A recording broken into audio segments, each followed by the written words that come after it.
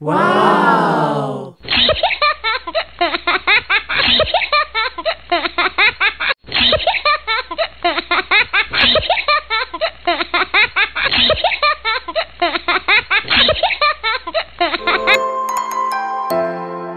আসসালামু আলাইকুম everyone, welcome back to my channel.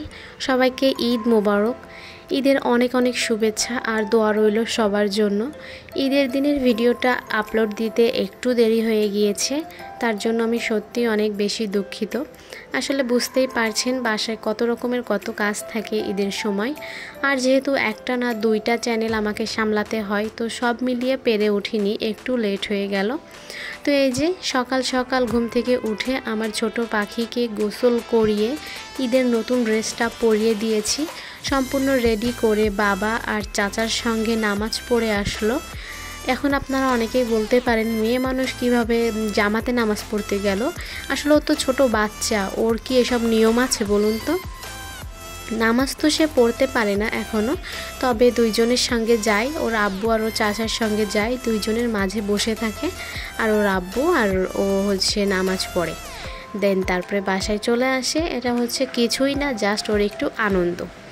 দেন আমরা হচ্ছে সকালের সময়টা কাটিয়েছিলাম তাসনুবার দাদুর বাসাতে, আর দুপুরের পরে, দুপুরও না সকালের দিকে আর কি 12টার দিকে চলে আসি বাবার বাড়িতে।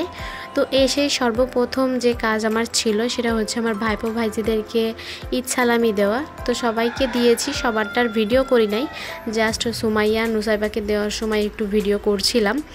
আর আমি যতবার যাকেই টাকা দিয়েছি না কেন, আমার মেয়ে ততবার আমার কাছ থেকে টাকা চেয়েছে। তো তার জন্য 50 টাকার একটা নোট আমি রেখে দিয়েছিলাম, যখন কাউকে দিচ্ছিলাম তখন তার হাতেও দিচ্ছিলাম, না হলে ওর মনটা খারাপ হয়ে যাচ্ছিল। আর ঈদের দিনের এই সারা দিন সন্ধ্যা রাত তাসনুবার খুবই ভালো কেটেছে।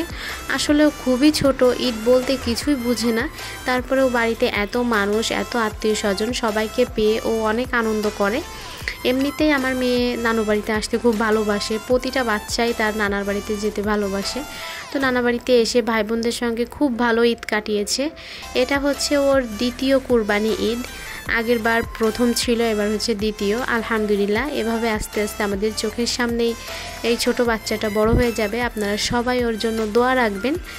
আর আজকের এই ঈদের ভিডিওটি এ পর্যন্তই রাখতেছি। কেমন লেগেছে অবশ্যই জানাবেন। সবাই ভালো থাকবেন। আল্লাহ হাফিজ।